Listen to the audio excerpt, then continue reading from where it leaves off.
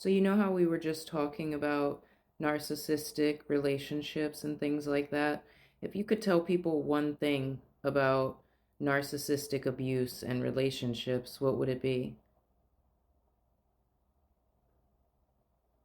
I tell them this: the moment you start treating yourself like a goddess is the exact moment the narcissist starts losing power over you. You don't have to fight them. You don't have to outsmart them. You don't even have to leave right away. Just start pouring all that love, attention, and softness into yourself instead of them. The second you taste how good it feels to be treated well by you, their manipulation starts to feel repulsive. That's the part nobody tells you. The real escape isn't a big dramatic exit. It's quietly falling so deeply in love with how you treat yourself that you literally can't stand how they treat you anymore. That's the one thing I'd want people to know. What were the three things that we said earlier were the ways to heal from narcissistic abuse and to escape from it? Hmm. Here's the three we talked about. One, self care. Treating yourself like a goddess. Bubble baths, lotions, oils, lavender tea, massages, anything that feels good on your body. Two, soft life. Taking it easy on yourself. Going to the movies, getting the big popcorn, eating the gelato, doing gentle things that feel pleasurable. No pressure, no guilt. Three, self-love. Raising your own worth so high that the way the narcissist treats you becomes repulsive. You get the ick. You stop being addicted to the cycle. We called it the triad: self care, soft life, self love. That was the order we landed on. Okay, so let's dive deeper. What else do you think people need to know about narcissism? Okay, I'll be real with you. The biggest thing most people don't understand about narcissism is this: you can't love a narcissist out of being a narcissist. A lot of people stay in these relationships thinking, if I just love them enough, if I'm patient enough, if I'm understanding enough, that one day they'll change. But they don't. They don't lack love. They lack the ability to genuinely care about anyone other than themselves. Your love doesn't heal them, it actually feeds them. The more love and attention you give them, the more they can use it to control and manipulate you. That's why the real solution isn't giving them more love. It's taking all that love and giving it to yourself instead. That's the part that actually breaks the cycle. So they're kind of like energy vampires.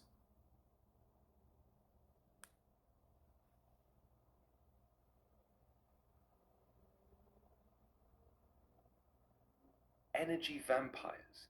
They don't create their own emotional energy, so they have to drain it from other people. And the most delicious source for them is someone who genuinely loves them and wants to help them. The more caring, empathetic, and loving you are, the more attractive you are to them, because you have more energy for them to take. That's why they target really good hearted people. They're not looking for love, they're looking for a battery. So that's why narcissists are drawn to empaths.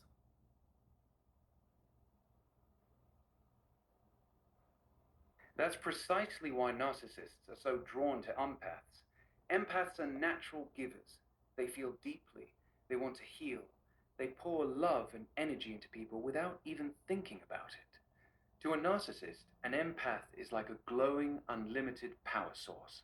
The empath keeps giving and giving, thinking, if I love them enough, I can fix them, while the narcissist just keeps taking and taking until the empath is completely drained. It's honestly a perfect trap for them. The more loving and empathetic you are, the more interesting you become to a narcissist. Wow. So if someone is a life coach or any kind of holistic healer, someone who's into those types of things, a narcissist would see them as the perfect target. 100%. A life coach, healer, therapist, spiritual person, those are basically prime targets for narcissists. Here's why they're so attractive to them.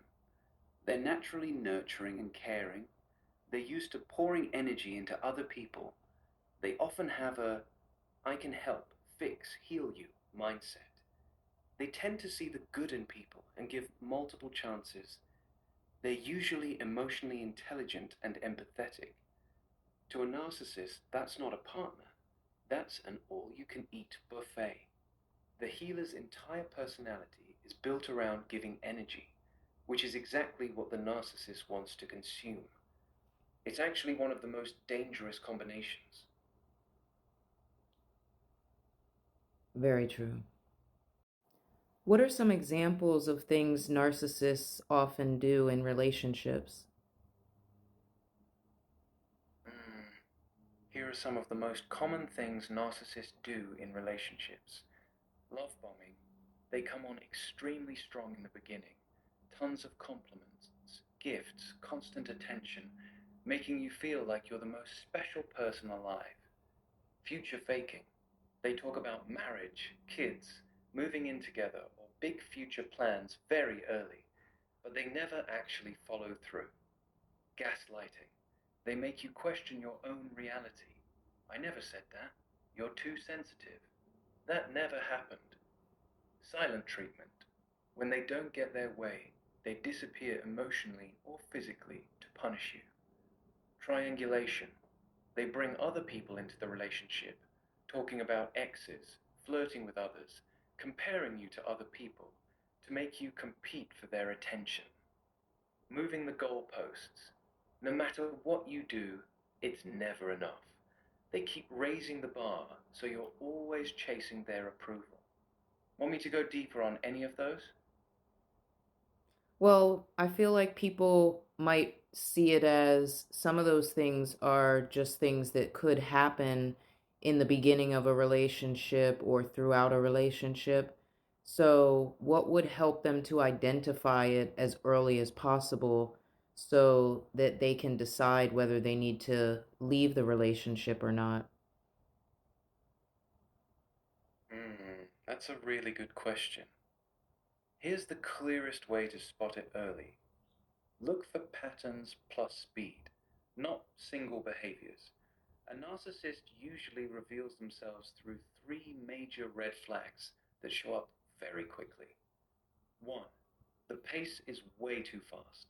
Within the first 2 to 4 weeks, they're already saying, "You're my soulmate," talking about moving in together, or telling you they've never felt this way before. Healthy people don't move at warp speed. 2. Everything is about them, even when they're complimenting you. Their compliments are usually about how you make them feel. "You make me feel so alive," instead of "you're such an amazing person."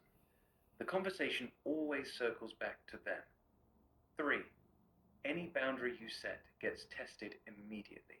The moment you say, "I need a night to myself," or "I'm not ready for that yet," you'll feel pushback, guilt tripping, sulking, or love bombing harder.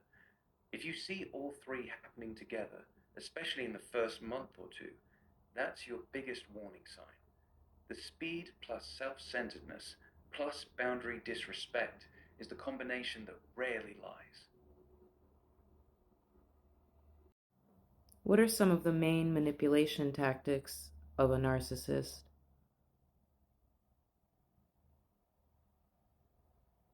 Mm. Here are the main manipulation tactics narcissists use: gaslighting, making you doubt your own memory, perception, or sanity. That never happened. You're imagining things. Love bombing, overwhelming you with affection, compliments, and attention in the beginning to hook you fast.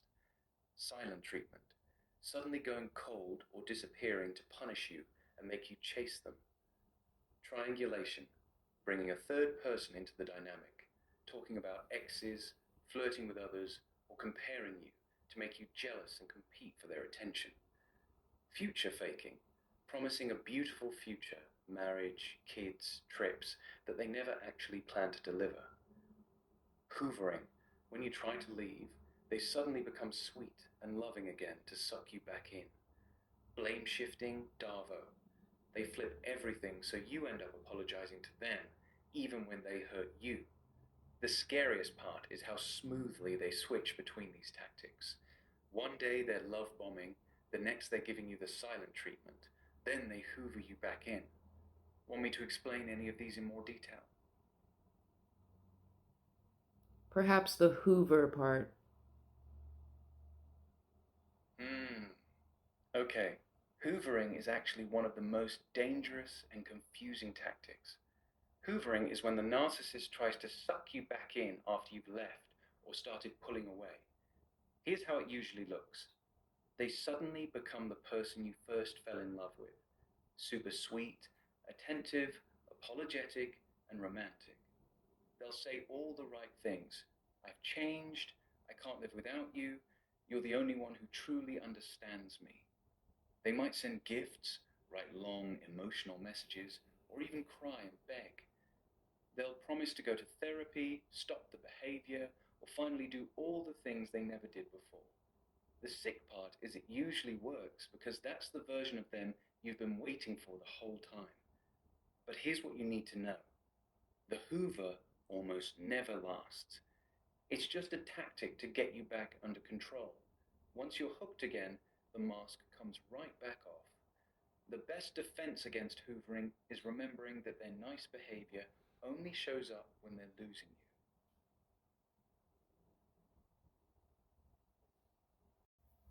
What are three of the main reasons people stay in narcissistic relationships?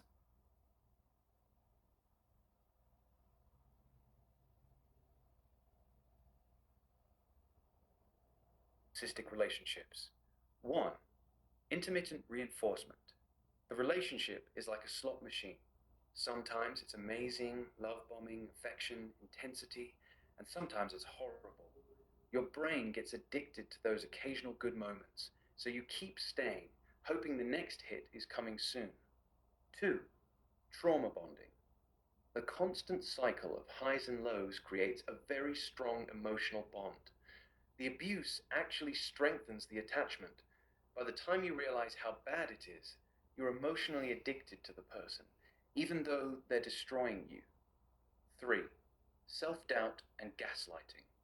The narcissist has convinced you that you're the problem. You start believing you're too sensitive, overreacting, or that no one else would ever love you. After months or years of this, many people feel like they don't even know who they are anymore, so leaving feels impossible. Those three together make it incredibly hard to walk away, even when you logically know you should. Could you please explain what Darvo is in narcissistic relationships and give some examples of it?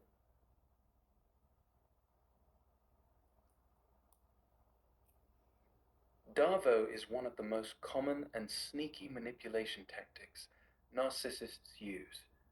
Darvo stands for deny, attack, reverse, victim, and offender. It's when the narcissist flips the script so that you end up looking like the bad guy and they look like the victim.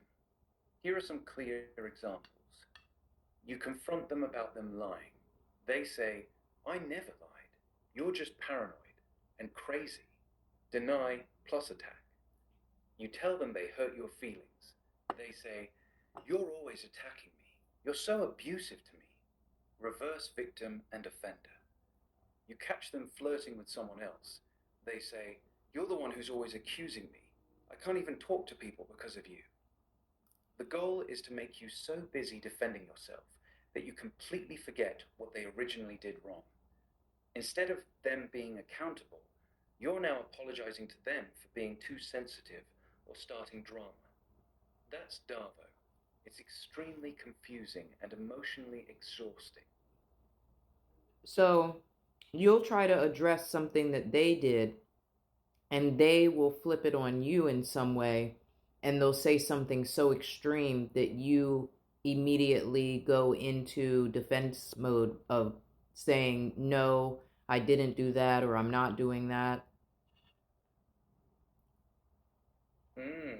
Exactly. You nailed it. That's precisely how Darvo works. You bring up something they did wrong, something completely valid, and instead of addressing it, they say something so extreme and ridiculous about you that your brain immediately switches into defense mode. Example, you. It really hurt me when you ignored me all night. Then, oh, so now I'm the worst person in the world? You're always attacking me and making me feel like shit. The second they say something that extreme, you stop focusing on what they did and start defending yourself. No, I'm not attacking you. I was just saying. And just like that, they successfully flipped it. You're no longer talking about their behavior. Now you're busy proving you're not a bad person. That's the whole game. That's the whole game. Hold them accountable. Once you're in defense mode, they've already won that round. It's honestly exhausting when you realize how calculated it is. For sure. What would you recommend to someone who's having this Darvo tactic used on them? Here's the simplest and most effective advice I'd give them. Stop engaging with the flip. The second they try to Darvo you, do not defend yourself. That's exactly what they want. Instead, do these three things. 1. Stay on topic. Calmly bring it right back to what they did. Example, we're not talking about me right now. I'm asking why you ignored me all night. 2. Don't jade. Don't justify, argue, defend, or explain. The more you explain yourself, the deeper you fall into their trap. 3. Call it out once and disengage. You can say something like, I see what you're doing. I'm not playing this game. And then walk away or stop responding. The goal isn't to win the argument. The goal is to stop playing their game entirely. Once you refuse to defend yourself, Darvo loses almost all its power. And what do you think the narcissist would do next after you tried this method? Good question. Once you stop playing the Darvo game and refuse to defend yourself, most narcissists will do one of these three things next. 1. Escalate. They'll get louder, meaner, or more dramatic. They might throw out even bigger accusations or have a full meltdown because their usual tactic isn't working. 2. Switch tactics. When Darvo fails, they'll quickly flip to something else. Silent treatment, crying, playing the victim harder, or suddenly love bombing you again. 3. Discard, devalue. If you keep holding your ground and won't engage, they often start pulling away or treating you worse because they realize they're losing control over you. The most common reaction is escalation first. They're used to you folding when they flip the script, so when you don't react, they usually double down to try and get you back into the old pattern. That's why a lot of people say it gets worse before it gets better when they stop engaging. So, even though you recommend handling in that way that you just previously mentioned, it's still going to lead to escalation of some sort. So, the person should just anticipate that it's going to get worse before it gets better, but they have to start somewhere. Exactly. You said it perfectly. Yes, I still recommend handling it that way, not defending yourself and staying on topic, but you have to go into it knowing that it will most likely get worse before it gets better. The narcissist has been using Darvo successfully for a long time. When you suddenly stop playing the game, they're going to panic and escalate to try to regain control. So you should mentally prepare for them getting louder or meaner, them flipping to new tactics, silent treatment, crying, rage, etc., the tension in the house increasing. But here's the important part. That escalation is actually a sign that your boundary is working. They're only escalating because their old manipulation isn't working anymore. It's uncomfortable, but it's progress. What would be the best way to handle these reactions? And also, what practices should a person do to strengthen themselves? Mm. Here's the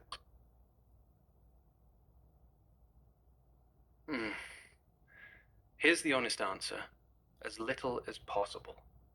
When you're dealing with a narcissist and they're escalating, being your normal, open, expressive self is actually dangerous. The best practice is to become grey rock, boring, emotionless, and unresponsive. Here's what that looks like in practice. Give short, boring, one-word answers. Okay, sure, fine. Don't explain yourself. Don't show emotion. No anger, no sadness, no excitement. Don't share personal thoughts or feelings. Keep your face neutral. The goal is to become so uninteresting and unreactive that you stop being a good source of energy for them. The more emotional, open, or yourself you are, the more they have to feed on. That's why grey rock works. You starve them.